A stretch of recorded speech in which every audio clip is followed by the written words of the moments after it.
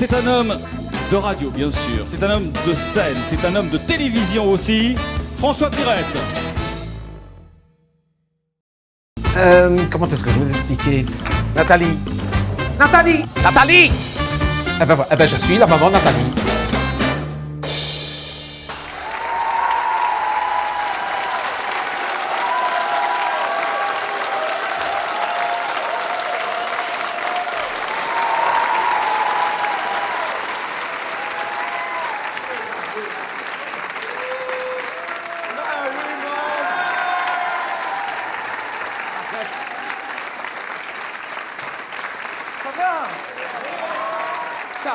Ça allait. Depuis le temps qu'on s'est vu. Oh, tu t'es habillé, toi. Ça me fait, franchement, si j'avais su, regarde, moi, je te reçois ainsi. Franchement, la prochaine fois, j'essaye de mettre quelque chose, hein, comme toi. C'est beau, hein? Oh, c'est un que vous aviez déjà acheté pour un mariage ou vous le rentabilisez. Mais écoutez, on reçoit rarement des gens aussi bien habillés. Hein. On dirait un trésorier du Rotary. Tu regardes. Ah, à louer, ne sais plus à louer. Je vois, depuis tout à l'heure, je me dis, mais pourquoi qu'elle ne me regarde pas moi? C'était à louer, ce n'est plus à louer, il faut seulement enlever l'affiche. Oui, c'était à louer à côté de chez moi. Tu cherches un appartement? Oh, tu serais venu la semaine passée, je t'aurais présenté le propriétaire. C'est loué, c'est trop tard, c'est loué. Oui, un étranger. Un Français, hein? Un Français. Ah, t'as vu? Quelle bande de racistes ici, hein? Tu dis un étranger. Ah, un Français. Ah. Un riche Français. Oui. Oui, un riche. Moi, au début, on m'avait pas dit que c'était un riche Français. On m'a dit que c'est un étranger qui a réussi dans les sacs. Il travaille dans les sacs. Je dis, un étranger qui travaille dans les sacs, ça ne peut être qu'un cordonnier italien. Quoi? Un cordonnier, c'est italien. Attends. Quoi, cordonnier italien, c'est presque un pléonasme. Quoi, un cordonnier, c'est italien. Excuse-moi de le dire comme ça. Hein? On me dit non, un Français. Un Français?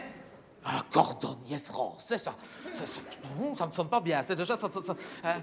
Autant je devrais me faire opérer, je ne serais pas confiant de me faire opérer par un chirurgien italien. Mais je ne confierai pas mes chaussures à ressemeler à un cordonnier français. Va savoir. C'est des préjugés. On me dit non, c'est quelqu'un qui est fort connu et qui a fait une fortune. Attends, un cordonnier français fort connu qui a fait une fortune. C'est Mister Minute. J'étais content, je me dis, on va avoir une célébrité dans l'immeuble, dans le building, Mister Minute, dans le building. J'étais content, j'étais assis, je vais voir Gérard, je dis, j'ai deviné, tu sais qui va venir habiter à côté de chez nous? Mister Minute en personne, avec son tablier rouge qui va venir, Mister Minute à côté de chez nous. Gérard, il était comme ça, oui, parce que lui, ça lui rappelait des mauvais souvenirs, parce que Mister Minute, c'est le surnom que je lui avais donné au début de notre mariage.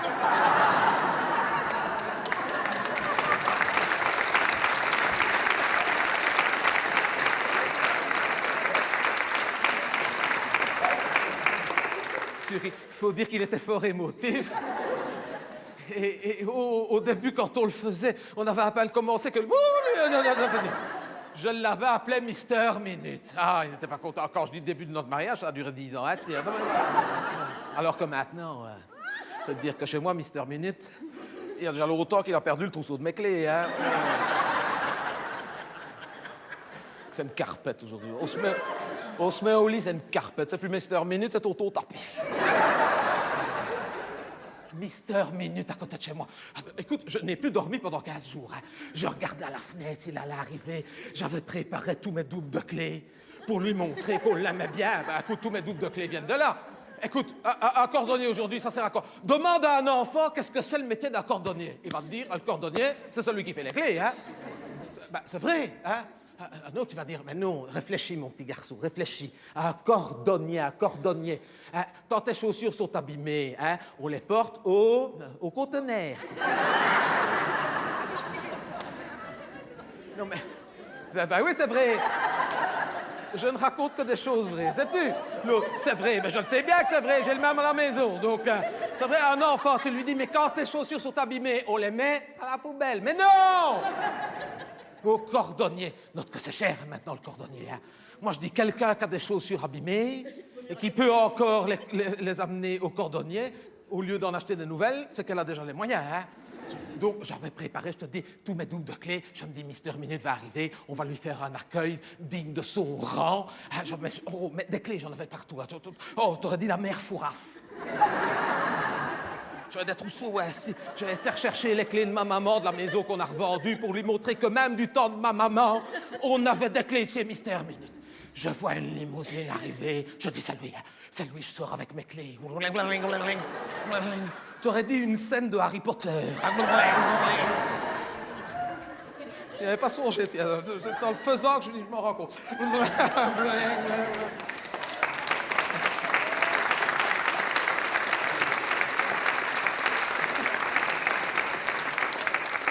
Il descend de sa voiture, moi je cours vers lui. Je crois que sa première réaction, c'est qu'il a eu peur quand même. Je dis, Mister Minute, oh, on vous adore, on est fan, regardez mes clés. Vous allez bien me graver une dédicace que je lui ai dit sur ma clé de ma cave, c'était la plus grosse. Gravez-moi une dédicace. Je crois qu'il n'a pas compris tout de suite. Il m'a dit, Madame, je pense qu'il y a erreur sur la personne. Je suis Bernard Arnault. Bernard Arnault, oui, le multimilliardaire, la 4e fortune du monde. Là, c'est moi qui ai mis du temps à me rendre compte de ce qu'il me disait. Attends, multimilliardaire, 4e fortune du monde. Ouh! Écoute, au début, je ne l'avais pas trouvé bel homme, mais tout à coup, il avait du charme.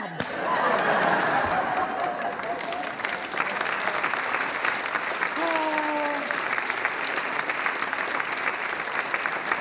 Écoute, Georges Clooney à côté, c'était Quasimodo. Pas tout à fait, mais quasi. Je dis, Bernard Arnault, mais oui, je range mes clés.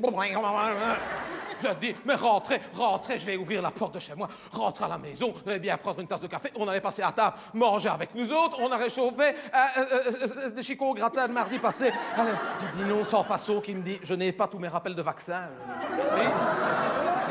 Il me dit, mais non, mais vous savez, il me dit, madame, quand on a mes responsabilités, on ne peut pas prendre de risques. Il me dit, moi, une journée de gastro-entérite, c'est 36 millions d'euros. De perdus. Ben, à ce compte-là, ça vaut le coup d'investir dans l'Imodium, hein, je lui dis. Et il me dit, eh ben, écoutez, madame, je n'y avais pas songé. Il me dit, cet après-midi, s'il me reste 5 minutes, j'envoie un fax, je rachète les laboratoires Janssen. Comme quoi, je ne lui avais pas donné une mauvaise idée. J'ai dit, Bernard Arnault, mais je l'avais vu dans le journal que vous alliez venir vivre en Belgique. Je pensais que c'était à Uccle, mais pas chez nous autres. Il me dit, ça devait être à Uccle, je ne me suis pas plu. Il me dit, non. Ah bon? Oui.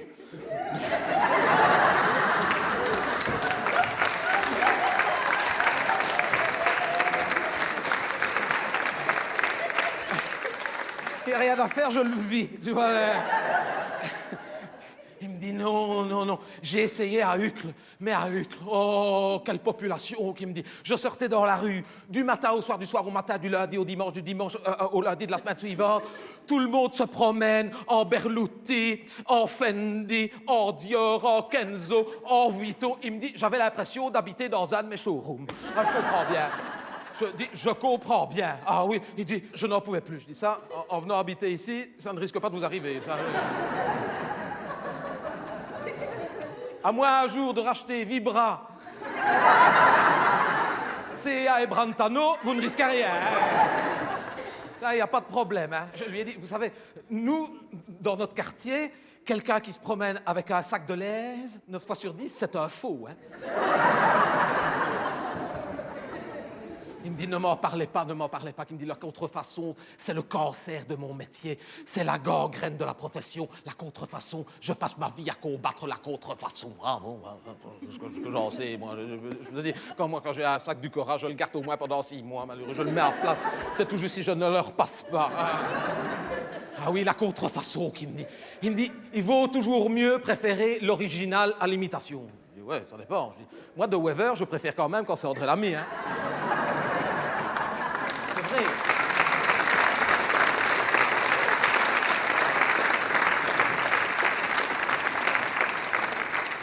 c'est vrai qu'il y a beaucoup d'imitations de sacs Louis Vuitton. Moi, je ne sais pas, je n'en ai pas. Vous savez, monsieur Arnaud, c'est pas qu'on veut être complice de ce genre de choses, mais comment voulez-vous, nous autres, qu'on ne s'y connaît pas, reconnaître un sac Louis Vuitton? Il me dit, oh, c'est pas compliqué, vous, madame. Si un jour, vous trouvez un sac Louis Vuitton et que vous trouvez que vous avez les moyens de l'acheter, c'est que c'est un faux.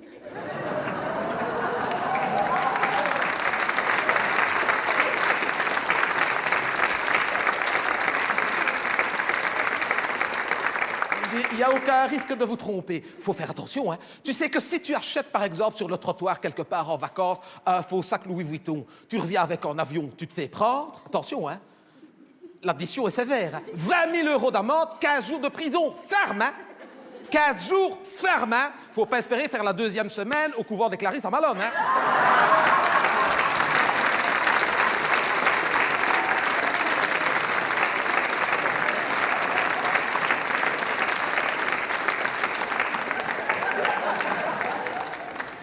Avec un faux sac Louis Vuitton, je serais comme ça, hein. Je serais comme ça. En plus, les douaniers, ils ont le flair, hein, qui n'ont pas l'air...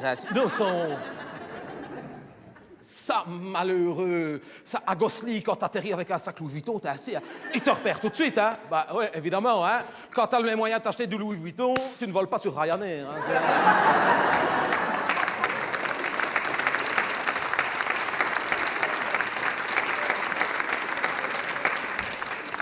Quand t'as les moyens de te payer du Vuitton, c'est que ta vie vaut la peine d'être vécue, tu ne prends pas des risques, hein. Ça, c'est sûr, hein. Ils te repèrent. Et tu sais à quoi ce qu'ils te repèrent, les douaniers? C'est que généralement, tu sais, t'es honteuse, t'es stressée, donc tu passes à la douane et tu fais bonjour. Faut jamais dire bonjour à un douanier, jamais. Les riches, tu crois qu'ils disent bonjour aux fonctionnaires? Ben non, hein. Ça fait.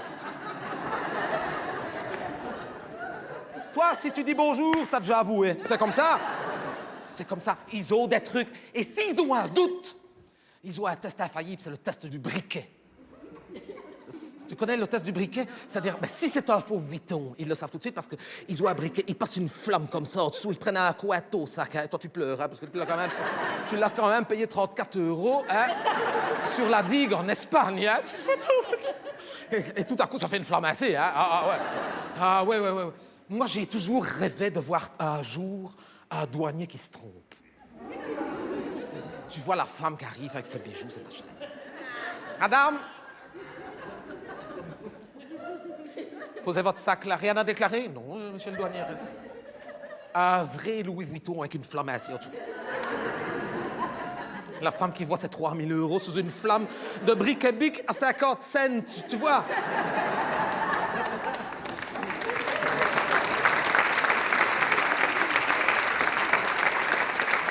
Tu imagines Bernard Arnault. Imagine Bernard Arnault un jour que l'un de ses 14 jets privés est en panne alors qu'il n'en a pas un autre disponible, les autres sont à l'entretien. Bon, obligé de prendre un vol Ryanair. Déjà, lui, il met des bottes, hein. Bon, Vuitton met des bottes quand même. Hein. Et il débarque ici à Gosselies avec 14 bagages de toutes les tailles Louis Vuitton. On peut dire que les douaniers...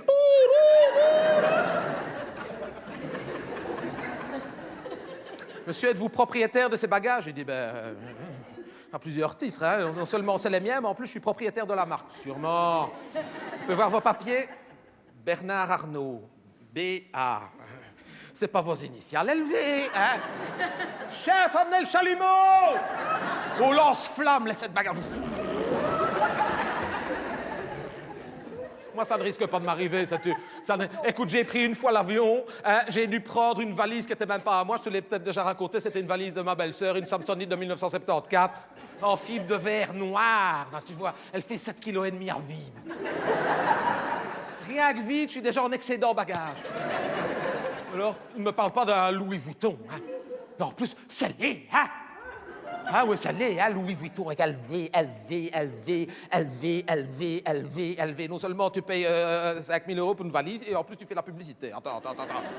LV. Moi, au début, je croyais que les gens qui achetaient du Louis Vuitton étaient tellement fiers que pour le montrer, ils n'enlevaient pas le plastique de protection. Tu sais que c'était un plastique qui sort...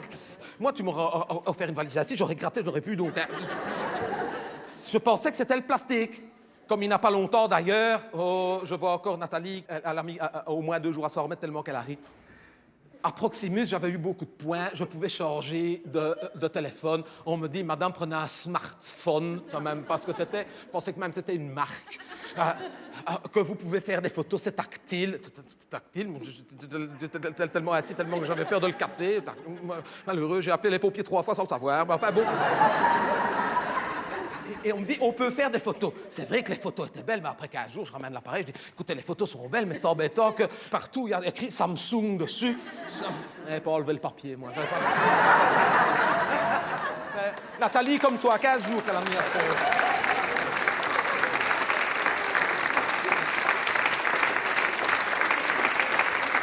Alors que moi, tu peux regarder, je ne sais pas garder une étiquette. Hein. C'est bizarre, hein? Ça me gratte. Ça me gratte. Moi, mes étiquettes, dès que j'ai acheté des affaires, je coupe. Toi aussi, je le coupe. Enfin, moi, tu me diras, c'est surtout parce que j'ai honte qu'on voit que ça vient du CA, mais j'achèterais du Christian Dior, je mettrais mes affaires à l'envers. Hein. Bah, tiens. Attends, on n'a que le plaisir qu'on se donne, hein, quand on en a les moyens. Hein? Oui. Moi, j'ai une voisine, les étiquettes du CA, elle les met à l'extérieur. Bon, tu me diras, elle s'appelle Claudette Ancio. Et son mari s'appelle Hervé Mailleux. Je te laisse deviner où il achète ses slips. Hein? Je dis, mais monsieur Arnaud, il me dit, appelez-moi Bernard, si vous voulez. Mais c'est bien, vous avez racheté Louis Vuitton. Je dis, comment est-ce que c'est toujours LV? Pourquoi vous n'avez pas mis vos initiales sur les sacs et tout ça? Il dit, parce qu'on pensait mettre BA, mais BA sur des sacs, ça faisait fort sac de scout. Ouais, donc on a laissé élever. En plus, c'était pour faire plaisir à la famille de monsieur Louis Vuitton. On a fait ça entre gens bien élevés. Oh, que je dis, c'est bien. Hein? Je dis, mais vous ne faites pas que Louis Vuitton. Je dis, non. Il me dit, moi, je gagne ma vie dans l'industrie du luxe. On ne connaît pas ça. Hein? Gagne sa vie dans l'industrie du luxe. Et vous savez, ici, c'est déjà un luxe de pouvoir gagner sa vie dans l'industrie. Hein?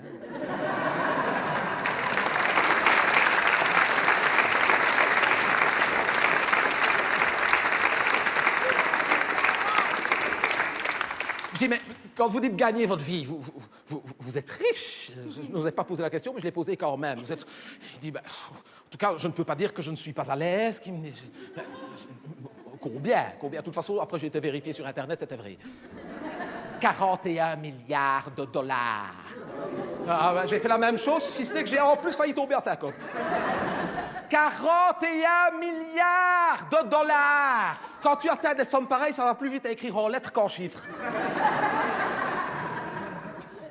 41 000... Je ne sais même pas si c'est Adèle ou de... Toi non plus, mais moi non plus. Je n'ai jamais écrit milliard de ma vie, hein? Tu te vois mettre milliard sur un virement? Non, hein? D'accord, on a augmenté l'électrabel, mais pas à ce point-là, hein? Bon. D'ailleurs, je lui ai dit, monsieur Arnaud, je ne sais même pas, milliard, ça s'écrit avec 2 L, avec un L? Je ne sais pas, en tout cas, ça s'écrit avec 9 zéros. Ah bon, 41 milliards de dollars. Ça fait 1500 milliards de francs belges, j'ai fait le calcul. 1500 milliards de francs belges, Albert Frère, à côté, c'est un SDF. Ah ouais.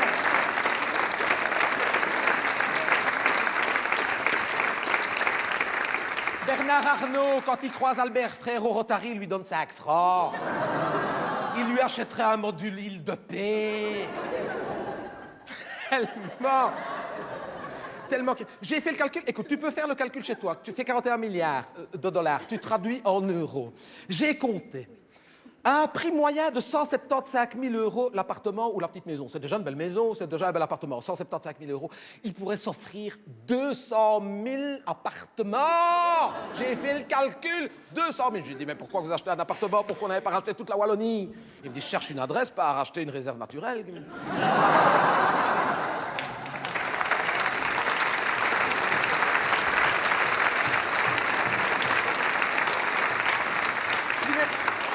Mais avec autant d'argent, pourquoi la Belgique? Pourquoi pas la Suisse? C'est vrai, il paraît que c'est pour les riches. Il dit, ah non, la Suisse. Ah non. Je dis, mais pourquoi? Il dit, vous avez déjà goûté les moules du lac Léman? Je dis, non, ah ben...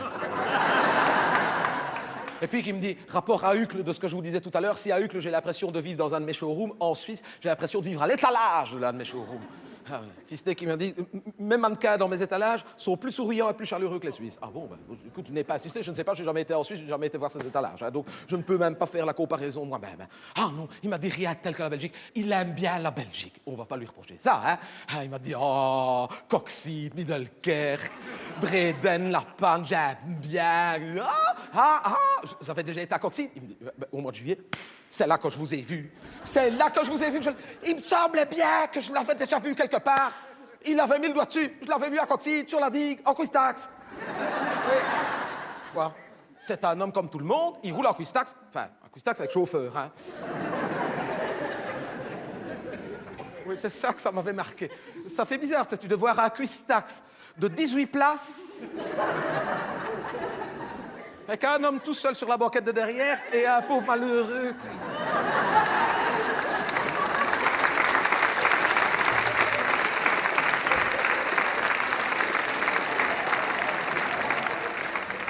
Je le vois encore monter au bout de la digue dans son cuistac avec l'autre qui fait semblant de lui ouvrir la portière.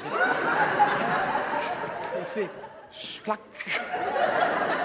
Ben écoute, il faut bien qu'il s'amuse aussi, cet homme-là. Et alors, il va devant et il l'appelle par GSM. Ah oui, c'est un... chauffeur, chez Verdonk.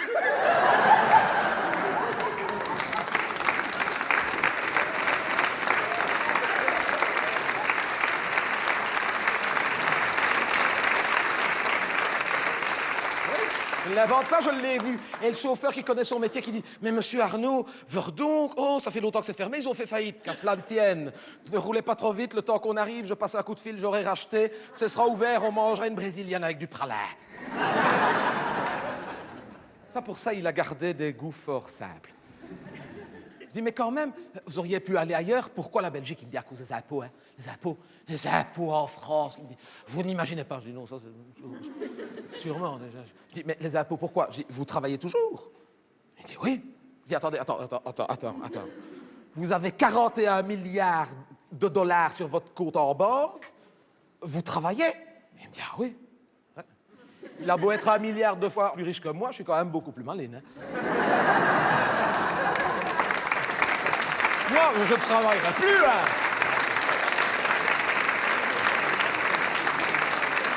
Par contre, il a 41 milliards, il se lève tous les matins pour aller travailler, mais il n'est pas tout juste, hein. Il n'est pas tout juste. C'est pour ça qu'il vient en Belgique, c'est pour payer moins d'impôts. Il m'a dit, vous savez bien comment ça fonctionne, les impôts. J'ai fait l'imbécile. Oui. C'est par plafond. Ah, et je dis, là, vous crevez le plafond. Je crève le plafond. Il me dit, ça fait longtemps que j'ai explosé la toiture. Il me dit, vous savez ce que c'est? Je dis, oui.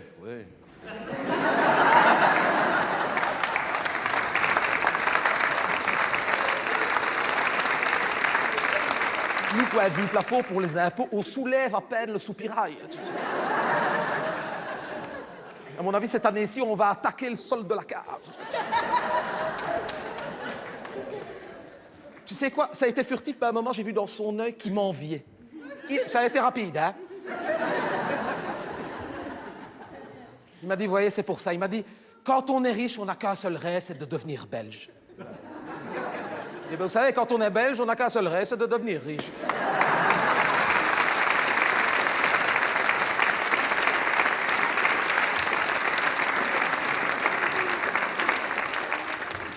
Donc, vous devenez belge? Oui, ben, vous n'êtes pas un vrai belge. Alors, non. Ah, bon. Il n'est pas gêné pour quelqu'un qui a passé sa vie pour fordre la contrefaçon. Ben, c'est vrai, c'est pas un vrai belge, mais il va être belge quand même. J'ai écouté, je vous ai que trop retenu, je vais vous laisser vous installer. Il dit, oh non, vous m'avez pas dérangé, de toute façon, je ne m'installe pas, je ne fais que passer. Je commence. Il dit, oui, on m'a remis les clés, je viens ouvrir, je viens juste allumer partout et mettre le chauffage à fond pour faire tourner les compteurs. Comme ça, si jamais il y a un contrôle un jour, on voit que je vis quand même ici. Je dis, ah bon, s'il n'y a que ça pour vous faire plaisir, on peut se brancher sur votre compteur. Hein,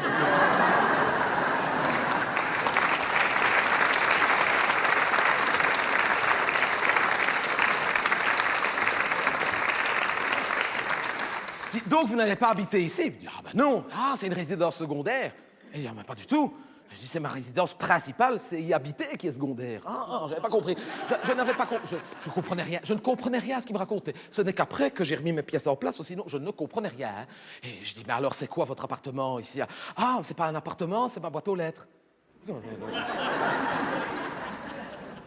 D'ailleurs, j'ai été vexé parce que nous, ici, les appartements sont tous les mêmes. Hein. Il venait de me démontrer que ça fait 15 ans que je vis dans une boîte aux lettres, moi.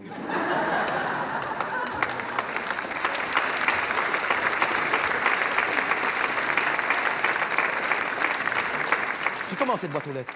Ah oui, c'est juste pour avoir le nom sur la sonnette. Et ça peut se faire. Je dis, oh, je ne suis pas le premier, je ne serai pas le dernier. Il y en a plein qui prennent des adresses de convenance comme ça pour des affaires, des arrangements professionnels. Regardez Didier Renders à Uccle, Loretton Collins à Scarbeck, il y a leur nom sur la sonnette. Vous pouvez mettre votre doigt sur le bouton. Ça m'étonnerait qu'on vienne vous ouvrir, hein.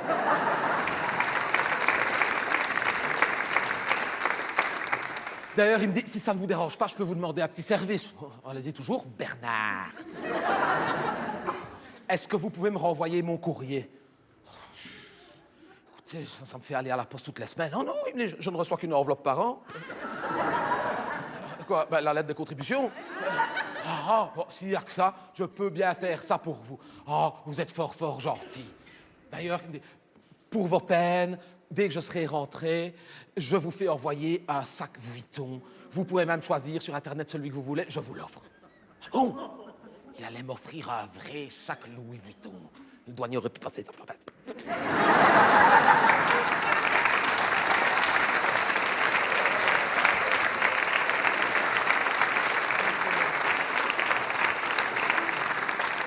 Écoutez, c'est gentil, mais quand Gérard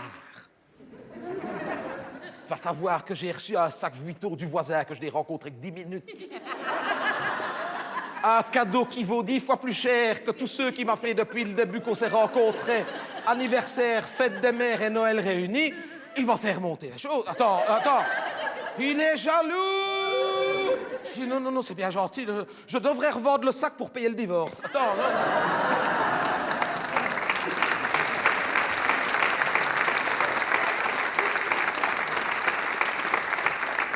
Je lui ai dit, vous savez le service que vous pourriez me rendre? Dis non, quand vous partirez d'ici, surtout, je lui dis, ne dites à personne que vous habitez dans l'immeuble. Ah bon, pourquoi? Parce que si ça se sait, ils vont augmenter les loyers et on n'a pas les moyens de suivre. Je vous le promets, qu'il me dit. Je vous le promets. Et jusqu'ici, il a tenu parole. Pour ça, je dois dire, c'est un gentleman. Et je l'ai vu partir, hein, dans sa limousine avec son chauffeur, hein, qui avait des mollets comme ça depuis le cuistat. Enfin,